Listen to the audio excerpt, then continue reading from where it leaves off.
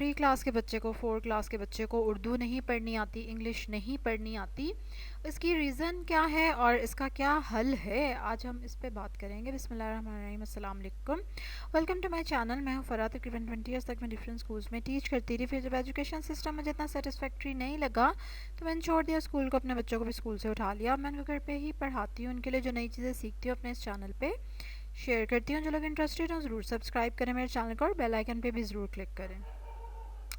अब जब बच्चा हमें रिज़ल्ट शो नहीं करता, ठीक है, स्पेशली 2 क्लास का बच्चा, 3 क्लास का बच्चा, उनकी जो सारी बुक्स हैं इंग्लिश उर्दू वो ऐसी होती हैं कि उसको कम से कम बच्चे को रीडिंग आनी चाहिए ज़रूर।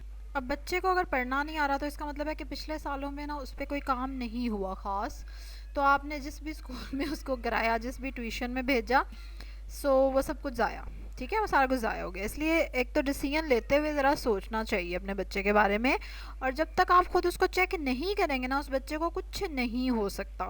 क्योंकि स्कूल में टीचर्स ने काम देना होता है घर से याद करने के लिए, और घर में अगर आप याद नहीं कराएंगे तो टीचर अगले दिन अगला काम कराएगी ना, वो थोड़ी याद कराएगी आपके बच्चे को। और घर पे फिर आप याद नहीं कराएंगे या ट्यूशन नहीं याद कराएगा या जो भी है ना, ये सर्कल। और फिर बच्चे छुट्टियां कई बहुत करते हैं, कि टीचर्स भी परेशान हो जाती हैं। आप सोचें कि फिर वो जब काम मिस होता तो आपके बच्चे की बेस चंगी ख़राब हो जाती है, सिर्फ आपके खुद अटेंशन ना देने की वजह से बच्चे को।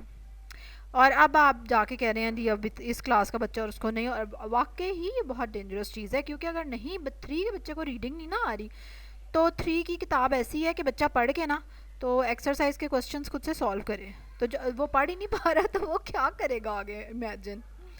ठीक है, तो ये प्रॉब्लम हो गई सबसे बड़ी कि आपने सही डिसीजन नहीं लिया, आपने सही स्कूल सेलेक्ट नहीं किया, आपने अपनी पर्सनल अटेंशन उस बच्चे को नहीं दी। अच्छा जी, अब आगे फ्यू और मज़ीद मिस्टेक बड़ी चेक करें। ये कि आप अभी भी रियलाइज़ नहीं कर रहे कि आपका बच्चा कमज़ोर है और आप अभी भी सोच रहे हैं कि अब मैं इसको क्या करूं, बजाय ये उसकी बेस दोबारा से बनाने के या स्ट्रॉन्ग करने के। आप सोचते हैं कि अब ये नालायक है, इसको ये याद नहीं हो रहा तो इसको मार कुट के याद कराओ, कोई अच्छा ट्यूशन ढूंढो, कोई स्ट्रिक्ट टीचर ढूंढो ताकि इसको याद हो जाए। जबकि उस बच्चे के लिए तो अब आपको बिल्कुल स्लो डाउन हो जाना चाहिए, क्योंकि उसकी पिछले सालों की प्रोग्रेस नहीं अभी पूरी हुई जी। ठीक है, उसको तो दोबारा, कईयों को तो दोबारा से फोनिक्स कराने पड़ते हैं, अलीफबे दोबारा करानी पड़ती है, जोड़ तोड़ कराने पड़ते हैं, उनको समझाना पड़ता है कि ऐसे उर्दू पढ़नी है, ऐसे लफ्ज़ जुड़ रहा है, इसको ऐसे पढ़ना है। और ये एक स्लो प्रोसेस है जो कि सब कुछ रोक के करना पड़ेगा। उस दौरान आप कहें जी मेरा बच्चा स्कूल का भी काम करी जाए, अप टू डेट भी रहे, ट्यूशन भी जाए और पिछला भी कवर करता जाए, पिछला कौन कवर कराएगा उसको? मतलब this is the biggest mistake. और पेरेंट्स इस चीज़ को रियलाइज़ ही नहीं करते। ठीक है, अगर उनका बच्चा फेल हो जाए तो कहते हैं कि जी ले नहीं, अब हमारा बच्चा अगली क्लास में नहीं जाएगा, हम रिश्तेदारों को क्या बताएंगे। मतलब अजीब इनसिक्योरिटीज़ भी हमारे यहाँ पे बहुत हैं जी। मेरा बच्चा अब फेल नहीं होना चाहिए या मेरे बच्चे को कोई क्लास रिपीट नहीं करनी चाहिए, ले सारे कहेंगे इसका बच्चा इतना, मतलब अजीब लोगों का ना कॉन्फिडेंस इन चीज़ों पे बेस्ड है। वो तो है ही हमारी सोसाइटी में, खैर अल्लाह ताला हिदायत दे जिनको आ जाए। और इसलिए उन चक्रों में बच्चे का बेड़ा गर्क करी जाते हैं, बजाय इसके कि यहाँ तो उस बच्चे को पीछे से काम कराना शुरू किया जाए स्लो होके।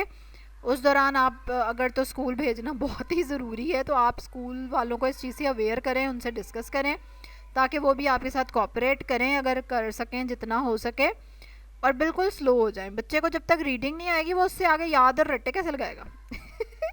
मतलब देर इज़ नो क्वेश्चन। और इसी वजह से वो बच्चे ख़राब होते चले जाते हैं, और 5 6 7 8 9 ओए होए होए। और फिर जो 9 10 में बोर्ड के पेपर्स देने होते हैं बच्चों ने, और जो उनका बेड़ा गर्क हुआ होता है, अल्लाह माफ़ करे, आई कांट टेल यू।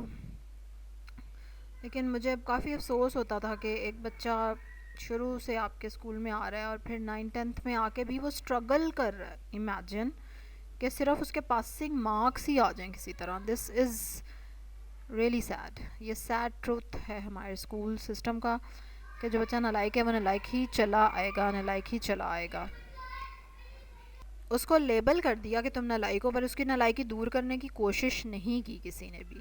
तो इसलिए अगर आपका बच्चा ऐसा है तो इमीडिएटली स्टॉप करें हर चीज़ को। बेशक उसको अभी खैर कोरोना ने तो काफ़ी आपके बच्चों को घर पे रखा है, अगर आपने उस पर थोड़ी मेहनत की होती तो। नहीं तो उसका स्कूल बेशक स्किप करा दें या कुछ भी करें, उसको हर हाल में पीछे से काम कराना ज़रूरी है। उसको शुरू से शुरू कराएं, उसको 1 क्लास की किताबें पढ़ानी शुरू करें, उसको प्रेप की क्लास की किताबें पढ़ाना शुरू करें।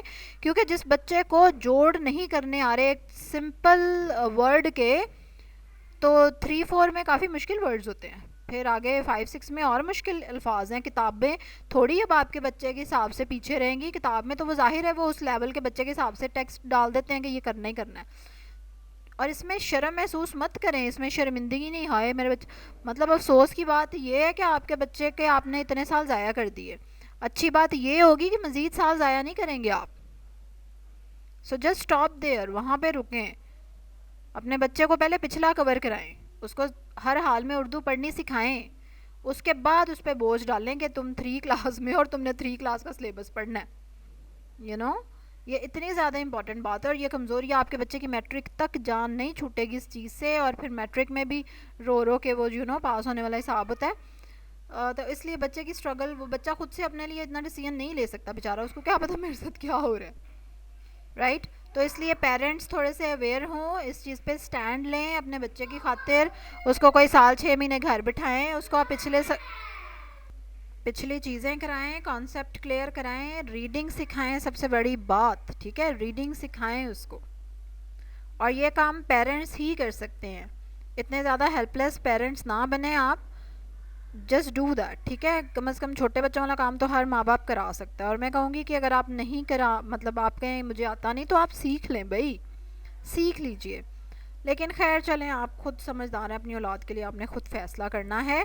लेकिन डू दिस, ठीक है। उसको मत क्लास पे क्लास चढ़ाई जाएं, और इस चीज़ को कोई शर्मिंदगी का बायस मत समझें अपने लिए, और कि मैं अब ले मेरा बच्चा ये वो this, no. Try to understand कि आपका बच्चा उसकी वजह से बहुत ज़्यादा प्रॉब्लम में है, खुद भी वो शर्मिंदगी महसूस करता है, फिर उसको समझ भी नहीं आती कि मैं क्या करूं, and that's really really sad. इसलिए उसको पीछे से काम कराना बहुत ज़रूरी है, बहुत ज़रूरी है। और ये आप कराएंगे, या आप किसी पे नहीं डाल सकते, ठीक है। और अगर आपको कुछ प्रॉब्लम लग रही है अभी भी कि नहीं जी ये नहीं मैं कर सकता या ये नहीं कर सकता, तो आप कमेंट में ज़रूर लिखें, ठीक है, ताकि मैं उसको देख सकूं कि अच्छा ये भी प्रॉब्लम है, तो फिर उसका क्या किया जा सकता है। चलें जी, अब आप लाइक करेंगे मेरी वीडियो को, जल्दी से सब्सक्राइब करें, सब्सक्राइब करें जिन्होंने नहीं किया हुआ। और कल एक और ज़बरदस्ती वीडियो के साथ आपसे मुलाकात होगी, तब तक के लिए अल्लाह हाफ़िज़।